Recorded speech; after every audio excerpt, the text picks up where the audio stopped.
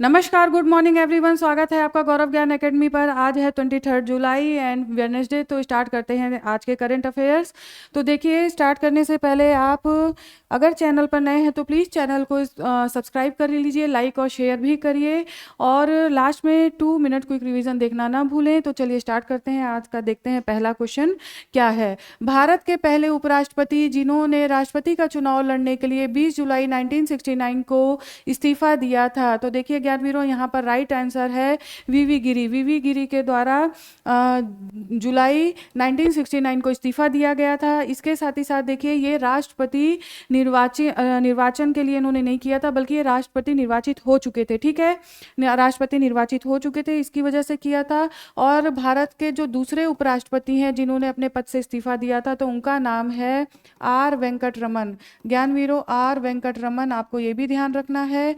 Are Venkat Raman. और third number पर जो है वो है श्री जगदीप धनखड़। ठीक है, थर्ड नंबर पर है श्री जगदीप धनखड़, जिन्होंने स्वास्थ्य कारणों के चलते अनुच्छेद 67A के तहत अपना इस्तीफा राष्ट्रपति द्रौपदी मुर्मू को सौंप दिया है। तो आपको ये जानकारी जरूर होगी। आ जाइए नेक्स्ट क्वेश्चन देखते हैं। 30 अक्टूबर से 27 नवंबर 2025 में चेस वर्ल्ड कप की मेजबानी किस देश के द्वारा की जाएगी। तो राइट आंसर है यहाँ पर भारत। देखिए, भारत में 22 साल बाद मेजबानी का मौका मिला है। तो जो 22 साल पहले हुआ था वो हैदराबाद में आयोजन किया गया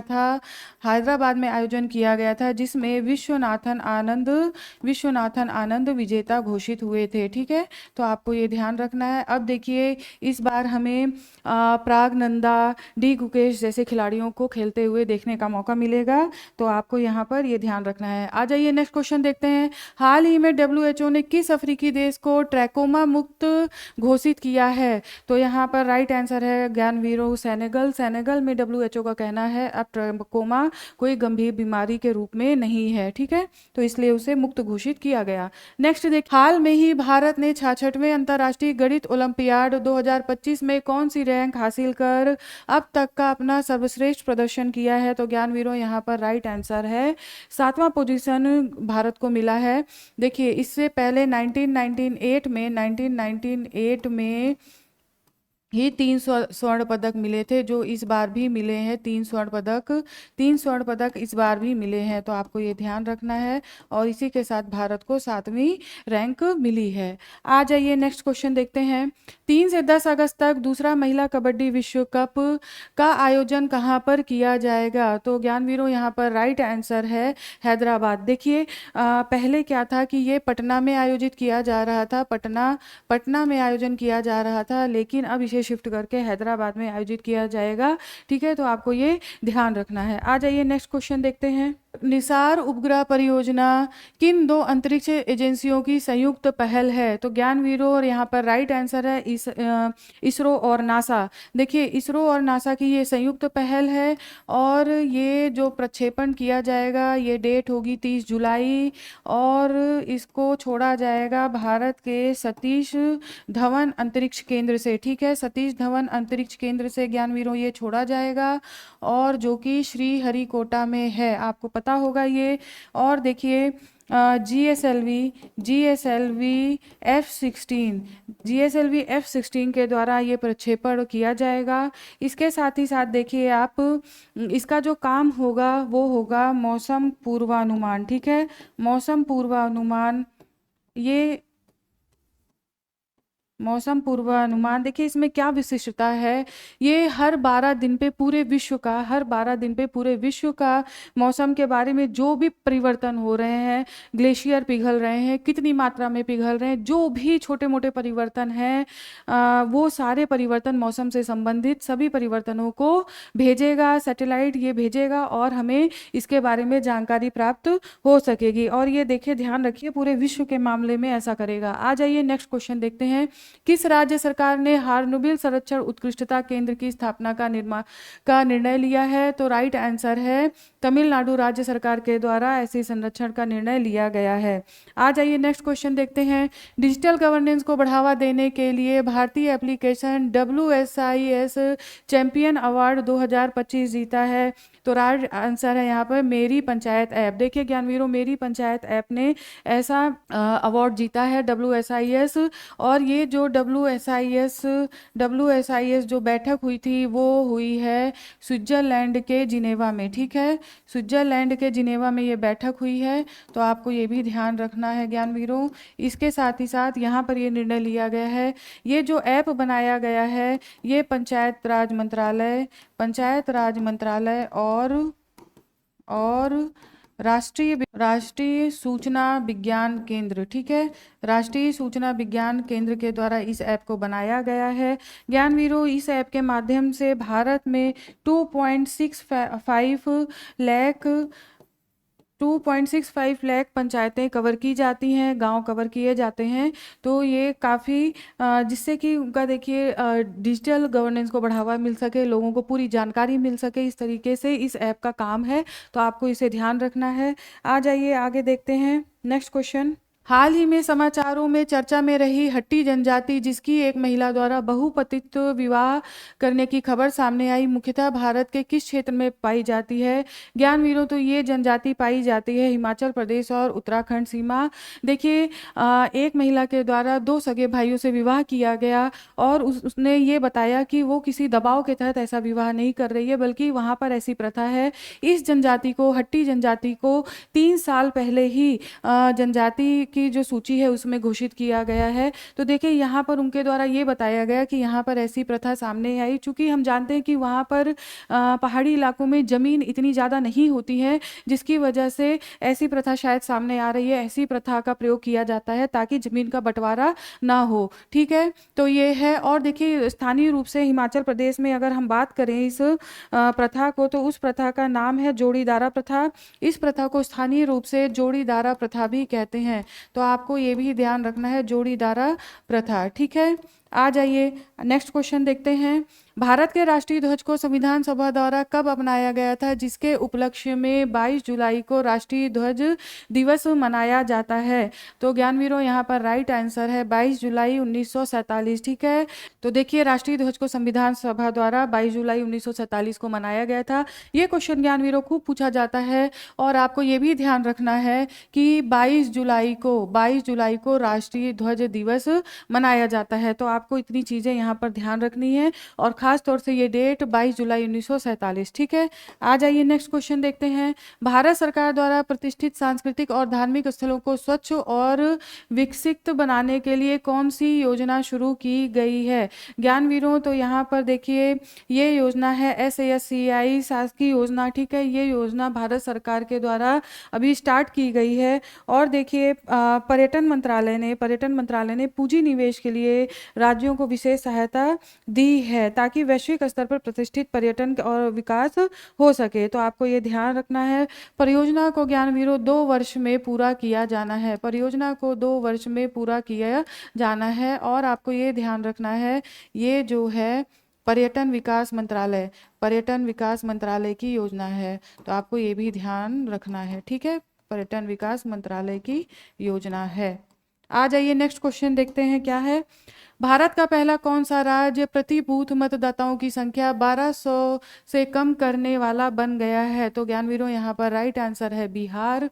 बिहार के द्वारा हर एक बूथ पर अब भीड़ को कम करने के लिए करीब 1200 मतदाता होंगे। इससे पहले ये 1500 थे, तो करीब 12,000 संख्या, देखिए जो बूथों की संख्या करीब 12,000 बढ़ गई है। अब अगर टोटल हम बूथ की बात करें तो वो हो गई है 90,712 बूथ की संख्या हो गई है। ज्ञानवीरों, बिहार के किसी भी एग्जाम में ये क्वेश्चन पूछा जा सकता है, तो ध्यान रखिए।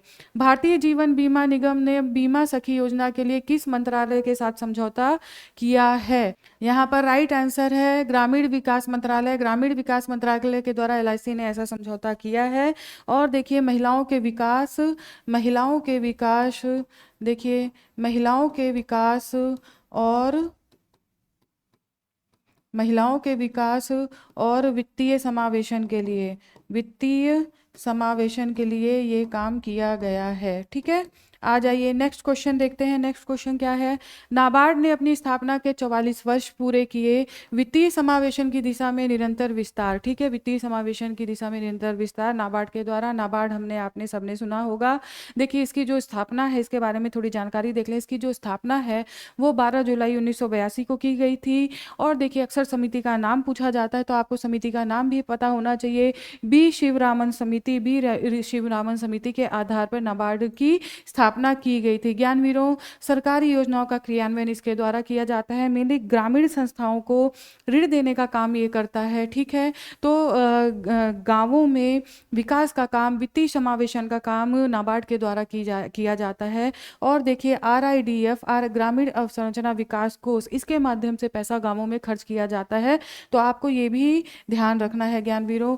और मुख्यालय कहाँ पर है? तो इसका मुख्यालय है मुंबई में। ठीक है, इतनी चीज़ें आपको ध्यान रखनी है। आ जाइए नेक्स्ट देखते हैं क्या है। हाँ, तो आज हम थोड़ा स्टैटिक पोर्शन में देख लेते हैं बौद्ध संगीतियाँ। देखिए ज्ञानवीरों, अक्सर इसमें से एक क्वेश्चन या दो क्वेश्चन आराम से आपको हर एक एग्जाम में मिल जाता है। तो देखिए इसमें मेनली हमें क्या याद करना होता है? पहला, दूसरा, तीसरा, 4 बौद्ध संगीतियाँ हुई थी। उनके शासक कौन थे, अध्यक्षता किसने की थी, और ईयर भी हमें याद करना पड़ता है। तो इतनी सारी चीज़ें देखनी है हमें। देखिए प्रथम जो हुआ था वो हुआ था 483 ईसा पूर्व, 483 ईसा पूर्व में राजगृह में हुआ था। महाकश्यप ने इसकी अध्यक्षता की थी। और अजात शत्रु जो का शासनकाल में ये बौद्ध संगीति हुई थी। देखिए अब सेकंड बौद्ध संगीति देखिए, टोटल आप एकदम ऐसे मत याद करिए 100 वर्ष उसमें से आपको कम कर देना है, लेकिन हालांकि वो बात की चीज़ है। ठीक है, तो आपको ये चीज़ ध्यान रखना है। ये BC है, BC में बात की जा रही है, तो आपको ध्यान रखना है। जैसे 483 से 383 ईसा पूर्व ये वैशाली में हुआ था। सुबु कामी या सब्बू कामी भी नाम मिलता है। और राइट यहाँ पर ये है कालाशोक। ठीक है, कालाशोक के शासनकाल में। तीसरी बौद्ध संगीति के बारे में देखिए, 247 ईसा पूर्व ये हुआ था पाटलिपुत्र में, और मोगलीपुत्तिस की अध्यक्षता में, और शासनकाल था अशोक। नेक्स्ट देखिए चौथी बौद्ध संगीति ईसा की प्रथम शताब्दी में हुआ था, कनिष्क शासनकाल में। कुंडल वन कश्मीर में ये आयोजन किया गया था और वसुमित्र के द्वारा अध्यक्षता की गई थी ज्ञानवीरों। और अगर उपाध्यक्षता पूछी जाए तो यहाँ पर आपका अश्वघोष हो जाएगा। ठीक है, उपाध्यक्ष अश्वघोष होंगे। अगर आपको वसुमित्र ऑप्शन में नहीं मिलता है तब आप उपाध्यक्ष अश्वघोष का नाम लगा देंगे, करेक्ट टिक कर देंगे। ठीक है, आ जाइए अन्य महत्वपूर्ण तथ्य देख लेते हैं आज का। भारतीय ग्रैंड मास्टर कोनेरू हम्पी ये जॉर्जिया में चल रहे वुमेन वर्ल्ड कप के सेमीफाइनल में पहुंचने वाली पहली भारतीय महिला शतरंज खिलाड़ी बनी है, जिन्होंने चीन के सोंग युक्सिन को हराया था। ठीक है, चीन के सोंग युक्सिन को हराया। तो आपको कोनेरू हम्पी का नाम ध्यान रखना है। और ये जो गेम हुआ वो जॉर्जिया में हुआ। तो ज्ञानवीरों, आज का करंट अफेयर कंप्लीट होता है। चलिए 2 मिनट क्विक रिवीजन देख लेते हैं। चलिए देखते हैं पहला क्वेश्चन। दुनिया की सबसे ऊंची चोटी माउंट एवरेस्ट सहित 5 महाद्वीपों की सर्वोच्च चोटियों पर चढ़ाई करने वाली पहली भारतीय दिव्यांग खिलाड़ी, तो उनका नाम है अरुणिमा सिन्हा। आपको ध्यान रखना है। हाल ही में भारत सरकार ने किस द्वीप को रक्षा उद्देश्यों के लिए अधिग्रहित करने की तैयारी की है? तो बिट्रा द्वीप, जो कि लक्षद्वीप में अवस्थित है। नेक्स्ट देखिए, प्रधानमंत्री नरेंद्र मोदी की 23-24 जुलाई 2025 की यात्रा किस देश के साथ भारत के मुक्त व्यापार समझौते पर केंद्रित है? राइट आंसर है ब्रिटेन। नेक्स्ट देखिए, कोडेक्स कार्यकारी समिति की 28वीं बैठक की अध्यक्षता किस देश के द्वारा की गई? तो राइट आंसर है यहाँ पर भारत। नेक्स्ट, भारतीय रिजर्व बैंक ने हाल ही में किस भुगतान बैंक को भारतीय रिजर्व बैंक अधिनियम 1934 के तहत शामिल किया है? तो NSDL पेमेंट बैंक को इसके तहत शामिल किया गया है। नेक्स्ट देखिए, भारत सरकार ने 2047 तक पर्यटन क्षेत्र में सकल घरेलू उत्पाद का कितना महत्वाकांक्षी लक्ष्य घोषित किया है? ज्ञानवीरों, ये 10% किया गया है, जो इस समय 5 से 6% है। नेक्स्ट देखिए, हाल ही में प्रधानमंत्री नरेंद्र मोदी के द्वारा बिहार के किस जिले से नई रोजगार प्रोत्साहन योजना की घोषणा की गई है? ज्ञानवीरों, ये मोतिहारी से ऐसा किया गया है। नेक्स्ट देखिए, असम सरकार ने डेयरी क्षेत्र को प्रोत्साहित करने के लिए हाल ही में कौन सी योजना शुरू की है? तो यहाँ पर राइट आंसर है दुग्ध सब्सिडी योजना। नेक्स्ट देखिए, कॉलेज और विश्वविद्यालयों में छात्राओं की सुरक्षा सुनिश्चित करने के उद्देश्य से शक्ति श्री नामक कार्यक्रम किस राज्य सरकार के द्वारा शुरू किया गया? ज्ञानवीरों, ये किया गया उड़ीसा राज्य सरकार के द्वारा। अगले 3 विश्व टेस्ट चैंपियनशिप फाइनल की मेजबानी किस देश के द्वारा प्रदान की जाएगी? तो ये प्रदान की जाएगी इंग्लैंड। नेक्स्ट देखिए, भारत के वर्तमान उपराष्ट्रपति जगदीश धनखड़ ने संविधान के किस अनुच्छेद के तहत राष्ट्रपति द्रौपदी मुर्मू को अपना इस्तीफा सौंप दिया है? तो यहाँ पर 67A के तहत। आ जाइए, अन्य महत्वपूर्ण तथ्य देख लेते हैं। लॉन्ग बिल्ड बुश वार्बलर जो कि लद्दाख के सुरू वैली में 46 वर्ष के बाद देखा गया। इससे पहले यह पक्षी 1979 में देखा गया था। घास और झाड़ियों में इसका निवास होता है। स्लीपिंग प्रिंस के नाम से जाने जाने वाले सऊदी अरब के मशहूर प्रिंस अली वलीद का निधन हो गया है। तो ज्ञानवीरों, आज यहीं तक, फिर आपके सामने कल उपस्थित होती हूँ कुछ नए अपडेट्स के साथ। तब तक के लिए पढ़ते रहिए, स्वस्थ रहिए, आपका दिन शुभ हो। नमस्कार।